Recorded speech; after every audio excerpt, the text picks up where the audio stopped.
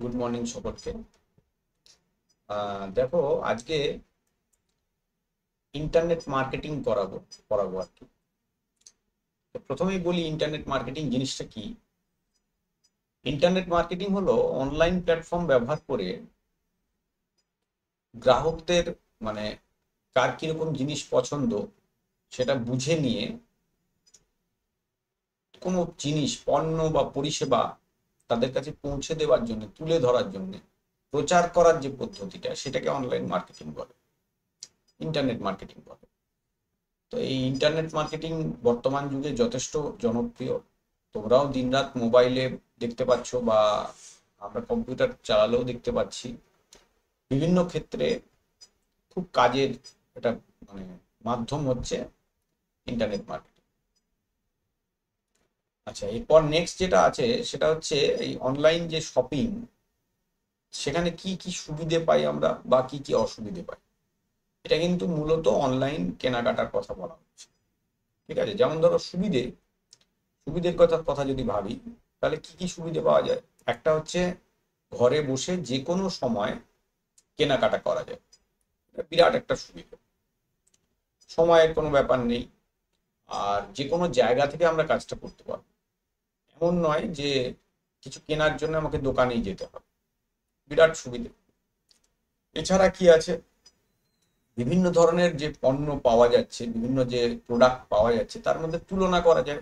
অনলাইনে আমি বিভিন্ন সাইট খুলে দেখতে পারি যে কোথায় দাম কম, কোথায় বেশি ভালো মানে মডেল পাওয়া যাচ্ছে। তো সেটা সুবিধা আছে। অনেক সময় অফার দেয়, ছাড় দেয়, যেগুলো দোকানেও হয়তো দেয়, কিন্তু আমরা সবসময় দেখতে পারি না, যাওয়া হয় না, দেখা হয় না। আর কি আছে, প্রোডাক্টের রিভিউ দেখা যায় সুবিধে কি। বাকি কাস্টমাররা কোনো প্রোডাক্ট সম্পর্কে কেমন রিভিউ দিচ্ছে সেটা জানলে মার্কেটিং এর সুবিধা হয়। আচ্ছা, অনলাইন ট্র্যাকিং করা যায়, মানে কোনো একটা প্রোডাক্ট কিনলে সেটা কোথায় এসেছে, কত দূর এসেছে, আমাদের কাছে কবে পৌঁছবে, সেটা সম্পর্কে আমরা বাড়িতে বসেই দেখতে পাই। ভিড় এড়ানো তাছাড়া সম্ভব হয়।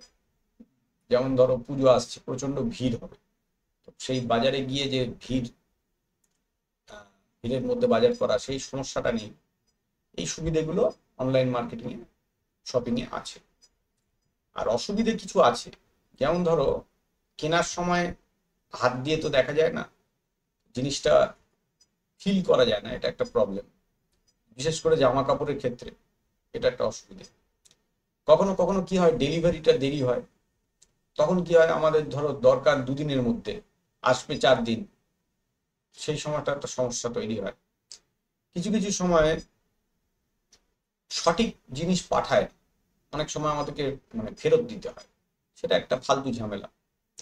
আরেকটা আছে, অনলাইনে যে পেমেন্ট করব, সেখানে হ্যাকিং হয়ে যাওয়ার একটা ভয় থাকে।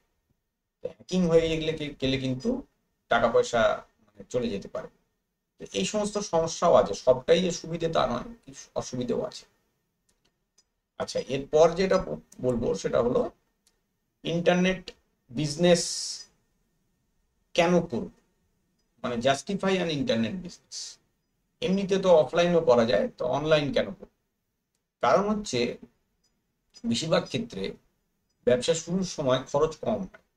একটা ওয়েবসাইট তৈরি করে নিতে হবে বা একটা অ্যাপ, এবং ঠিক মতন করে মার্কেটিংটা করে দিতে পারলেই সহজেই ব্যবসা করা যায়। আর কি আছে, বিশ্বব্যাপী বাজারে যে এটা তৈরি করা যায়, গ্লোবাল মার্কেট, সেটা একটা বিরাট সুবিধে। কারণ যারা চেনে না তোমাকে, তারাও কিন্তু অ্যাডের মাধ্যমে মোবাইলে বা ওয়েব পেজে দেখতে পাবে। আর 24 ঘন্টা খোলা থাকে বলে কি হয়, সেল বেশি হয়। দোকানে কি হয়, নির্দিষ্ট টাইম খোলা থাকে, ফলে সব সময় সব জিনিস সবাই কিনতে পারে না। বন্ধ কারণে, ছুটি নেই, বিভিন্ন কারণে কিনতে পারেন না, কিন্তু এখানে সেল বেশি। ডেটা অ্যানালিসিস করার সুবিধে হয়, কি হয়, কতটা অর্ডার রাখবো স্টকে, সেটা রাখতে সুবিধে হয়। এক কথায় একটা ক্লিকে চট করে বেরিয়ে যাবে যে কত সেল হয়েছে। সেইটার উপর বেস করে আমরা মানে যারা ব্যবসা করবেন আর কি, তারা অর্ডার দিতে পারেন। এই সুবিধেগুলো আছে। তো এইগুলো হচ্ছে ইন্টারনেট বিজনেস কেন করব তার জাস্টিফিকেশন। এরপর পরবর্তী ক্লাসে আমি আরো 2-3টে টপিক বাকি আছে, ওগুলো পড়িয়ে দেবো, তাহলে তোমাদের এই সেমিস্টারের যে সিলেবাস কমপ্লিট হয়ে যাবে। এই ইন্টারনেট মার্কেটিং এর টেকনিক গুলো করাবো, দেখতেই পাচ্ছ 3টে পয়েন্ট আছে, এগুলো করালেই আমাদের সিলেবাস কমপ্লিট হয়ে যাবে। তো লাইক করবে, শেয়ার করবে, আর কোনো প্রশ্ন থাকলে আমাকে কমেন্টে জানাবে। থ্যাংক ইউ সকলকে, আজকের ক্লাসে এইটুকুই রাখছি।